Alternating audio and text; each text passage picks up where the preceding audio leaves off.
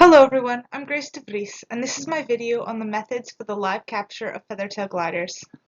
Feathertail gliders are small arboreal mammals weighing 11 to 16 grams and 7 to 8 centimeters long in body length minus the tail.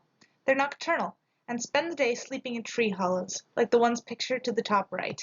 Despite being one of the most common arboreal mammals in eastern Australia, feathertail gliders are hard to capture.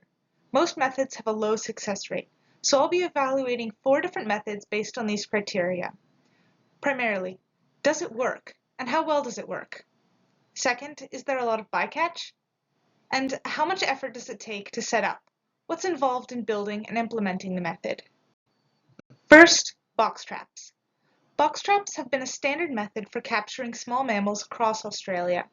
When applied to arboreal mammals, these box traps are placed 3 to 5 meters up in a tree along a tree branch or artificial branch. Honey lure is applied, and then they wait for the gliders to enter and set the trap off. Conveniently, they are common, standardized, and easy to access, but they're not very effective for feathertail gliders. A 1990 study set up baited arboreal traps for 2,000 nights, but only 2 feathertail gliders were ever captured. Other studies have found similarly low catch rates. These traps suffered from frequent bycatch of antechinus and black rats, catching more bycatch than the target gliders themselves. Additionally, trap placement in the canopy requires effort and skill. One study placed these traps in trees along lines positioned by a bow and arrow, but they can also be placed by people with tree climbing equipment, which requires permits and expertise. Pipe traps have been used in the capture of sugar and squirrel gliders, which are similar to the feathertail glider, though slightly larger. Like a sort of mounted pitfall trap, in pipe traps the glider is lured by bait, climbs into the pipe, and slips to the bottom, unable to climb out. They can be removed from the trap from the bottom end, which is covered by a cap. These were designed to avoid the issue of squirrel gliders' tails getting caught in the hinges of box traps, so there are no moving parts. It's easy to get in, but hard to get out.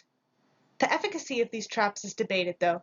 Initially, studies showed the capture rate of gliders as 13% for pipe traps compared to only 5% for box traps, but a later study indicated the opposite effect, though feathertail gliders have not been specifically investigated compared to other gliders. In terms of bycatch, the small opening kept other possums and large rats from entering, but still seemed to catch antechinus climbing in and getting caught. In effort, they were bulkier than the box traps that could be flattened when carried, but they didn't require the platform for mounting the way classic box traps did. When the option of a preset trap isn't available, some studies have used other structures opportunistically. There have been captures of feathertail gliders in plastic telephone junction boxes and artificial bat boxes, which mimic the sheltered tree hollows they naturally inhabit.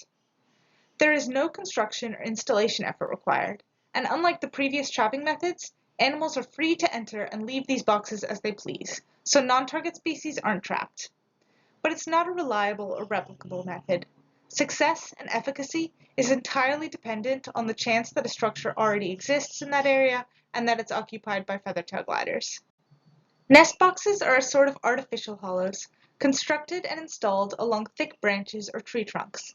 They are occupied by the feathertail gliders during the day and then accessed via a side door or hinged opening. Unlike box traps, nest boxes allow for the capture of multiple individuals per box.